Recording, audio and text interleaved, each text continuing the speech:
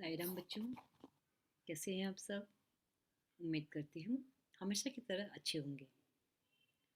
आ, और ये भी मैं उम्मीद करती हूँ कि आपके एग्ज़ाम्स बहुत अच्छे गए होंगे और आपको अच्छे अंक मिलेंगे हिंदी में, क्योंकि पेपर बहुत इजी था और आपने पढ़ाई जैसे की होगी उसके हिसाब से आपको अंक अच्छे प्राप्त होंगे। ठीक है बच्चों, अब हमारा जो है अगला जो शेष बचे हुआ जो भाग है, जो हमारे जो चौथा एग्ज़ाम होगा, जो सेकेंड सेमेस्टर होगा, उसकी तैयारी के लिए हम जुट जाएंगे। क्योंकि अब हमारे पास जो समय है वह पूरी तरह से हमें यूटिलाइज करना है, किसके लिए? अपना जो बचा हुआ भाग है और उसके बाद हमारे एक्टिविटीज़ वगैरह जो भी स्टार्ट होंगे उसके लिए हमें उसको उपयोग में लाना है। तो चलिए एक बार मैं फिर से आपका स्वागत करती हूँ आज के इस वीडियो में, आज के इस हिंदी कालांश में। और आपको पहले भी मैंने बताया था कि कुछ लेसन जो है वह गवर्नमेंट के साइड से ओमिटेड है, तो वह हम नहीं पढ़ने वाले हैं। उसको छोड़ के हमारे पास जो भी लेसन रहेंगे उसके बारे में हम जानकारी प्राप्त करेंगे।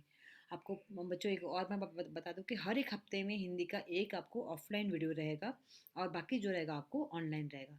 तो जो मैं ऑफलाइन में पढ़ाऊँगी वह मैं कंटिन्यूएशन में रखूँगी। जैसे अगर मैंने कोई एक लेसन लिया, उसका कुछ भाग मैंने इस आज आज पढ़ाया है, तो फिर इसी दिन को मैं अगले हफ्ते में उसका जो शेष बचा हुआ भाग रहेगा उसको पढ़ाऊँगी। मतलब वह लेसन ऑफलाइन में ही जाएगा और फिर जो मैं ऑनलाइन रखूँगी उसको ऑनलाइन में ही कंटिन्यूएशन में वो रहेगा। समझ में आ रहा है? जैसे अगर मैंने 2.1 ऑनलाइन पढ़ाया तो 2.1 का पूरा ऑनलाइन ही पढ़ाऊँगी मैं। 2.2 को अगर मैंने ऑफलाइन लिया है तो उसको पूरा मैं ऑफलाइन में ही पढ़ाऊंगी। ठीक है, आपको धीरे धीरे समझ में आ जाएगा, सो डोंट वरी, आपको इजी ही लगेगा एक बार आप जैसे शुरू करोगे। तो पहले मैं आपको बता दूं कि जो हमारा इसके पहले हम लोगों ने देखा था कि इसमें ये जो हमारा सेकेंड सेमेस्टर और सेकेंड यूनिट टेस्ट का जो पोर्शन है उसमें से जो हमारा है दो लेसन ओमिटेड है। ठीक है, और दो लेसन कौन से थे मैंने आपको लास्ट टाइम भी बताया था, अभी भी मैं आपको बता देती हूँ। आठवां लेसन जो है मेरा विद्रोह, और और एक लेसन है अंधा युग। यह दोनों लेसन जो है आपका ओमिटेड है। ठीक है, इसको छोड़ के जितना भी लेसन बचता है वो आपको एग्जाम में आने वाले हैं। यहाँ तक सबको क्लियर हो गया? तो आज मैं आपको जो यहाँ पर पढ़ाने जा रही हूँ, 3 पार्ट हम लोगों ने ऑलरेडी पढ़ चुके हैं बच्चों। फिर उसके बाद मैं आपको कंटिन्यूएशन में ही चौथा पार्ट ले रही हूँ। कौन सा चौथा पार्ट है बच्चों आपका? आपका चौथा पाठ मैं यहाँ पर ले रही हूँ सौहार्द सौम्यन से। यह एक कविता है और बहुत ही सुंदर कविता है। तो चलिए हम शुरू करते हैं। सौहार्द सौम्यन से एक कविता है जिसके जो कवि हैं वह है जहीर कुरैशी जी। ठीक है, हम देख लेते हैं इनके बारे में, थोड़ा परिचय जान लेते हैं। इनका जन्म हुआ था 1950 में गुना मध्य प्रदेश में। गुना एक जगह है मध्य प्रदेश में। परिचय देख लेते हैं। आपकी रचनाएं अंग्रेजी, गुजराती, मराठी, पंजाबी आदि भाषाओं से अनुदित हो चुकी हैं। मतलब आप देख सकते हैं कि इतनी सारी भाषाओं का इनको ज्ञान था। आपको इनकॉर्पोरेटेड सम्मान, गोपाल सिंह नेपाली सम्मान प्राप्त हुए। ये सारे सम्मान भी मतलब इनको प्राइज मिले हुए हैं।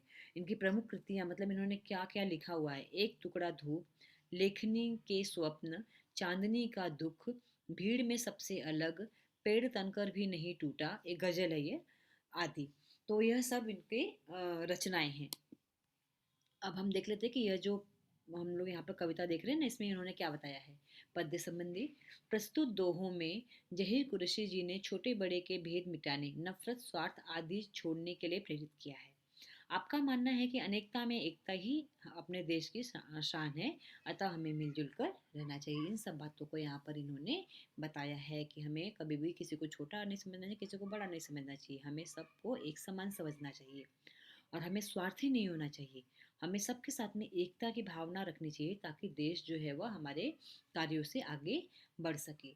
तो यहाँ पर आपको समझ में आया बच्चों कि कुरैशी जी ने क्या बताया है हमको इस पाठ में और इस कविता में। कविता का कुछ अंश ही हम इस वीडियो में देखने वाले हैं, शेष बचा हुआ अंश हम बाद की वीडियो में देखेंगे। ओके, तो हम देखते हैं कि हम क्या क्या देखने वाले हैं। वो छोटा मैं हूँ बड़ा, ये बातें निर्मूल। मतलब यहाँ ये जो वो बोलते हैं ना लोग कि अरे तू छोटा है मैं बड़ा हूँ, ये सब व्यर्थ की बातें हैं। उड़कर सिर पर बैठती निज पैरों की धूल। इसे ना दोहा कहा जाता है। जो दो लाइनों का स्टेंजा आप देखते हो ना, उसे दोहा कहा जाता है। ठीक है, उड़कर सिर पर बैठती निज पैरों की धूल। किस बात का हम घमंड करते हैं? जब हम नीचे से चलते हैं, जमीन पर चलते हैं, तो जो नीचे की धूल है ना वो भी आके हमारे सर के ऊपर बैठती है। तो फिर हमें यह बात बोलनी चाहिए कि वह छोटा है, यह बड़ा है, इसका कुछ मतलब है क्या? यह सब व्यर्थ की बातें हैं। नफरत ठंडी आग है, इसमें जलना छोड़, टूटे दिल को प्यार से जोड़ सके तो जोड़। बहुत ही सुंदर शब्दों में कवि ने यहाँ पर क्या कहा है बच्चों, कि जो नफरत है ना वह ठंडी आग है, गर्म आग नहीं है। गर्म क्या है ना, तुरंत जला देती है। ठंडी आग क्या करेगी पता है? वो आपको अंदर ही अंदर धीरे धीरे आपको खोखला कर देगी, जला देगी। तो नफरत ऐसी ही एक ठंडी आग है जो आपको पूरी तरह से बर्बाद कर देगी। हमें कैसा करना चाहिए? हमें जितना भी हो सके, जो भी परेशान लोग हैं, जिनके दिल टूटे हुए हैं, जो किसी भी वजह से परेशान है, उन सबको अपने साथ जोड़कर उन्हें प्यार देना चाहिए, ना कि हमें किसी से नफरत करनी चाहिए। पौधे ने बांटे नहीं नाम पूछकर फूल। कभी आपने देखा जो कोई पौधा बोलता है कि हाँ तुम्हारी जाति क्या है, तुम्हारा नाम क्या है, तभी मैं तुम्हें अपना फूल दूंगा? तो कोई भी पौधे ने किसी का नाम पूछकर उसे फूल नहीं दिया है। हमने ही खोले बहुत स्वार्थ के स्कूल। बहुत ही सुंदर शब्द में कहा है कवि ने यहाँ पर कि ये तो सब हमारे ही कार्य हैं, हम इंसानों ने किए हैं। स्वार्थ के स्कूल का अर्थ है बच्चों के स्वार्थ का स्कूल। ठीक है। सेल्फिश स्कूल जो होता है ना, जो मतलब जो जहाँ पे हम सिर्फ अपने बारे में सोचते हैं, ऐसा स्कूल किसने बनाया? ये सिर्फ इंसानों ने बनाया है। यह किसी भी मजहब ने, किसी भी धर्म ने नहीं सिखाया है कि इंसानों को ऐसा रहना चाहिए, लेकिन हम इंसानों ने अपने आप को इस तरह से बना लिया है। ठीक है। तो आज के इस वीडियो में बच्चों हम इतना ही देखेंगे। अब इसका और अच्छे से इसका मीनिंग देख लेते हैं हम लोग। देखिए, वो छोटा मैं बड़ा से लेकर स्वार्थ के स्कूल तक ना, कवि कहते हैं कि स्वयं को बड़ा मानते हुए दूसरों को छोटा समझना व्यर्थ की बात है। हमें इनका त्याग करना चाहिए।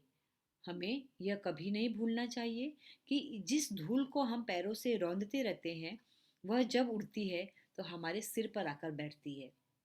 बराबर ना? तो हमें किसी भी चीज़ का जो है हमें घमंड नहीं करना चाहिए।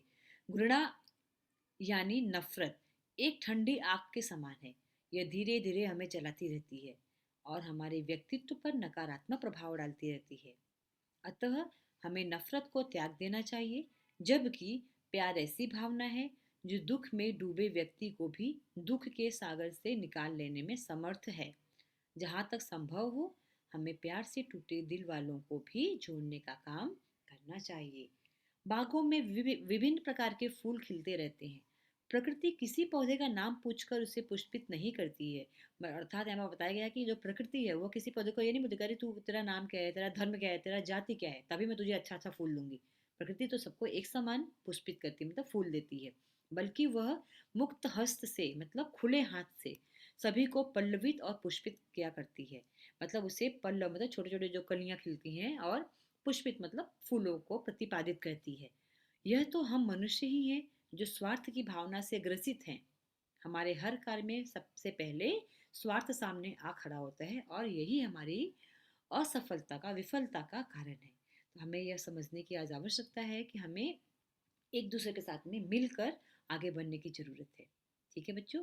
तो यह जो आपने 6 लाइनें देखी ना, 6 पंक्तियां देखी हैं, इसमें यहाँ पर कवि ने इतना ही बताया है। अब इससे संबंधित हम कुछ शब्दार्थ और उसके प्रश्न उत्तर देख लेते हैं। निर्मूल का अर्थ होता है बिना जड़ की, निरर्थक, व्यर्थ की। नफरत का अर्थ है बच्चों घृणा। स्वार्थ का अर्थ है स्वार्थ। स्कूल यहाँ अर्थ है संस्थाएं, या स्कूल मैंने आपको बोला था विद्यालय। ठीक है। कृति एक देख लेते हैं, मतलब प्रश्न एक, आकलन कृति। पद्यांश में इस अर्थ के प्रयुक्त शब्द लिखिए। पुष्प, क्या पुष्प के लिए शब्द है? फूल। तिरस्कार, तिरस्कार का हमने देखा कि नफरत शब्द आया है पद्यांश में। कविता में क्या आया हुआ है ना, वह पद्यांश का अर्थ होता है कविता, गद्यांश का अर्थ होता है पाठ। सही विकल्प चुनकर वाक्य फिर से लिखिए।